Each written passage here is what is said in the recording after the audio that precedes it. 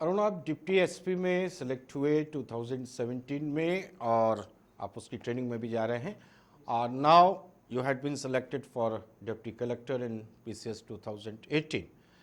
मैं ये जानना चाहता हूँ, मुझे लगता है व्यूअर्स भी जानना चाहते होंगे कि what are the certain reasons, वो ऐसे क्या खास कारण हैं जो आपको अट्रैक्ट करते हैं एसडीएमशिप के लिए, and certainly you have to leave the deputy SP post off. तो ऐसा क्या है एसडीएम में जो आपको आकर्षित कर रहा है? सर वैसे तो डिप्टी एसपी पद भी अपने आप में बहुत अच्छा पद है। ये भी प्रशासन का ही एक आगे का चेहरा है जिससे प्रशासन जाना जाता है।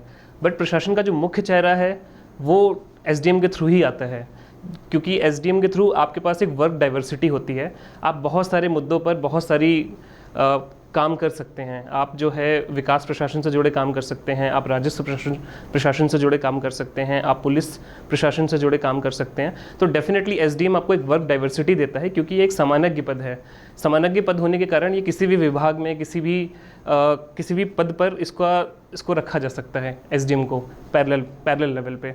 जबकि डिप्टी एसपी एक स्पेशलाइज पद है जो लॉ एंड ऑर्डर और क्राइम इन्वेस्टिगेशन से जुड़ा हुआ पद है। हालांकि ये भी उतना ही महत्वपूर्ण पद है जितना महत्वपूर्ण पद एसडीएम है। बट पर्सनली मुझे अपने लेवल से ऐसा लगता है कि मैं ज़्यादा सूटेबल था एसडीएम के पद के लिए, इसलिए मैंने एसडीएम के पद को प्रेफरेंस दी है डिप्टी एसपी पद के ऊपर।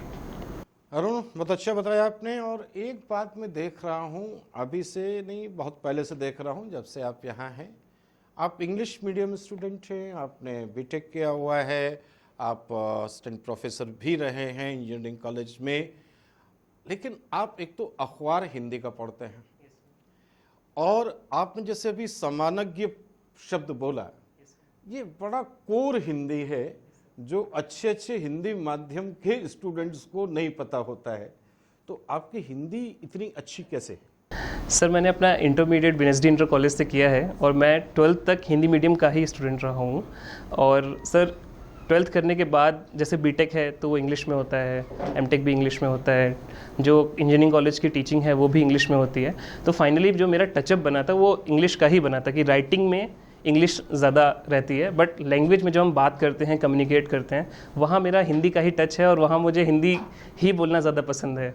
इंग्लिश को मैं इतना प्रेफरेंस देता हूँ उस केस में सिर्फ राइटिंग में है, क्योंकि वो है कि एकेडमिक वे ऑफ राइटिंग फिर आ जाता है लिखते लिखते। तो अगर मैं हिंदी लिखूंगा तो फिर उसकी वो इतनी ऐसी लिख जाएगी कि मैं उतनी अच्छी राइटिंग भी नहीं बना पाऊँगा। लेकिन जब मैं बोलता हूँ तो हिंदी ही मेरी मतलब मातृभाषा भी आप कह सकते हैं, और ज़्यादा मैं सहज भी महसूस करता हूँ खुद को हिंदी बोलने में। अरुण ने जो हिंदी अंग्रेज़ी के बारे में अपनी बात कही, तो अगर मैं अपने सिग्नेचर टच में कहूँ तो अरुण हिंदी को अपनी माँ मानते हैं और अंग्रेज़ी को अपनी नौकरानी मानते हैं। ये कैसा यूनिवर्सल स्टेटमेंट है, फादर कामिल बुल्के का दिया हुआ, और हम सब लोग इसको फॉलो करें तो हमारे देश का भविष्य बहुत अच्छा होगा। नौकरानी के बिना काम नहीं चल सकता, तो अंग्रेज़ी को हम फेंक भी नहीं सकते, लेकिन नौकरानी माँ का स्थान भी नहीं ले सकती, ये भी हमें ध्यान रखना होगा। अरुण इस बात को फॉलो कर रहे हैं। चलिए मैं अरुण नेक्स्ट क्वेश्चन पर आता हूँ। आप प्रशासनिक सेवा में जा रहे हैं, आपका एक अलग विज़न अब क्रिएट होगा, एक नई दुनिया तुम्हें पुकार रही है, तमाम प्रकार के ऐसी काम, ऐसे चैलेंजेस भी आपके सामने आएंगे जो अभी तक के जीवन में किसी भी स्टूडेंट के नहीं आते हैं। तनाव भी आएंगे, कॉम्प्लिकेशंस भी आएंगे, बहुत सारी चीज़ें आएंगी। कहीं आपको भीड़ को नियंत्रित करना होगा, कभी राजनीतिक प्रकार के आंदोलन होंगे उन्हें देखना होगा, कहीं वीआईपी विजिट होगी, a lot of challenges are there. और इन सब तनावों, दबाव भी बहुत होंगे, प्रेशर्स भी बहुत होंगे। इन सब के बीच आप अपनी खुद की खुशी को कैसे मेंटेन रखेंगे, उसका क्या तरीका आपने सोचा है? सर खुशी के लिए तो मैंने यही सोचा है कि प्रशासन के बाद जितना समय मुझे मिलेगा खुद के लिए, उसमें मैं खुद को खोजने या सेल्फ डिस्कवरी के लिए कुछ ना कुछ काम ज़रूर करूँगा।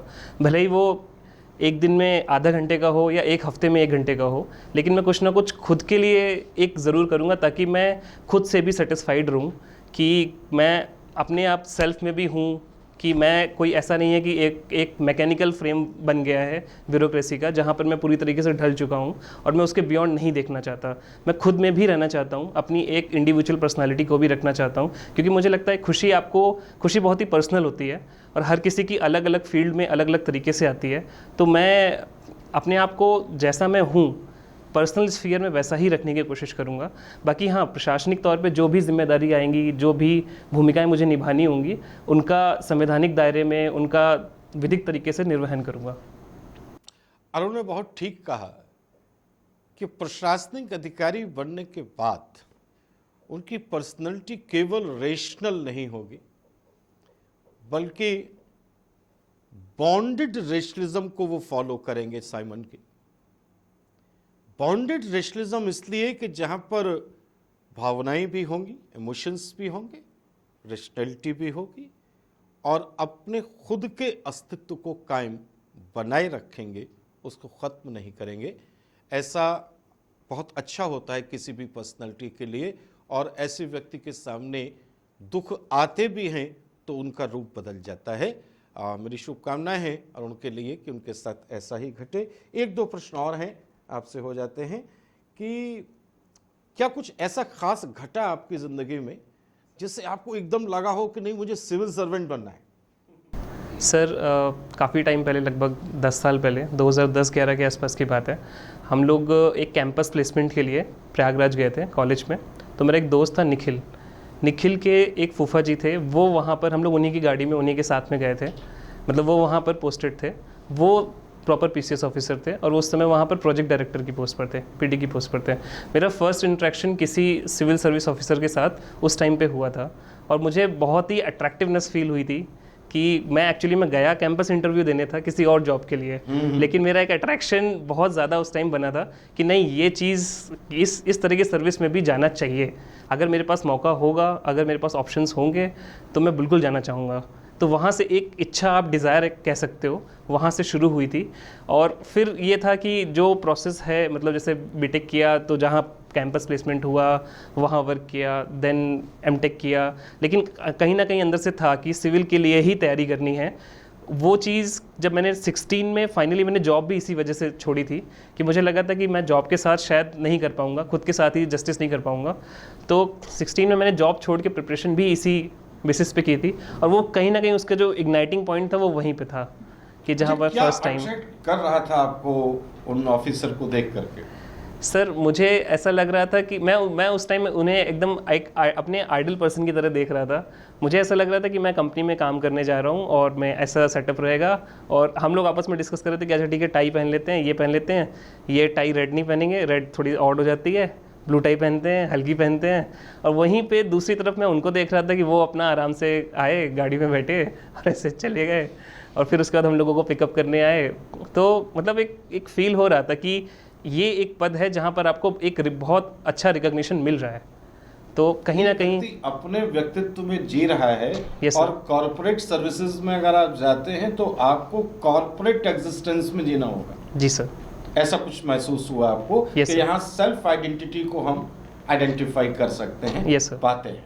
Yes sir. अच्छा, आप देखिए कि सिविल सर्विसेज में कुछ रेस्ट्रिक्शंस आए हैं जी सर। जो पहले नहीं थे, और sir. जो पहचान हुआ करते थे सिविल सर्विस सर्वेंट्स की, जैसे कि गाड़ी पर ब्लू लाइट का होना। जी सर। अब केवल पुलिस और एम्बुलेंस के पास में ब्लू लाइट है। Yes sir. और आईएएस और पीसीएस ऑफिसर्स ब्लू लाइट का यूज नहीं कर सकते, उनके उससे हटा दी गई है। Yes sir. और भी कुछ चीजें आई हैं, जो बीच बीच में सर्कुलर्स आते रहते हैं कि सिविल सर्वेंट्स जीन्स कैरी नहीं करेंगे, Yes, sir. कैजुअल ड्रेसेस नहीं पहनेंगे, वो बहुत टिप टॉप और एकदम ऐसे रहेंगे। Yes, sir. ऐसे सर्कुलर्स आते रहते हैं। तो आपको नहीं लगता है कि ये एग्जिस्टेंस पर हमला है, और जो एक आइडेंटिटी दी गई थी सरकार के द्वारा सिविल सर्वेंट्स को, वो आपसे छीन ली गई है? नहीं सर, मैं इसको इस तरह से नहीं देखता हूँ। सर, मेरा मानना है कि अगर कोई ऐसी चीज़ जो आप एक तरह से वीआईपी कल्चर क्रिएट कर रही है या फिर एक इलीट ग्रुप क्रिएट कर रही है, तो वो ठीक नहीं है। कहीं ना कहीं एक बैलेंस भी होना चाहिए दोनों चीज़ों में। जहाँ पर एक ऑफिसर वर्क कर रहा है तो उसको वर्क करने के लिए जितनी फ्रीडम या जितनी फैसिलिटीज़ रिक्वायर हैं वो भी मिलनी चाहिए, लेकिन साथ में एक उसके पैरेलल में एक इलीट हायरार्की नहीं बननी चाहिए ब्यूरोक्रेसी की। अरुण को ज्वाइन तो करना है 20 तारीख से, लेकिन इस क्षण आज तारीख हो रही है 16 अक्टूबर। ये महसूस हुआ अरुण के इस जवाब से कि he had joined civil services and he is a government servant, क्योंकि जितना पॉलिश्ड जवाब दिया है ये एक सिविल सर्वेंट ही दे सकता है। सो अगेन मेरी शुभकामनाएं, बहुत अच्छा है, क्योंकि सिविल सर्विसेज में रह करके what ever you really feel you cannot express ये होता है, उसका एक प्रोटोकॉल होता है, उसके अगेंस्ट आप नहीं जा सकते हैं। और सर्विस बुक में बहुत सारी चीज़ें मेंशन होती हैं, वो चलती हैं।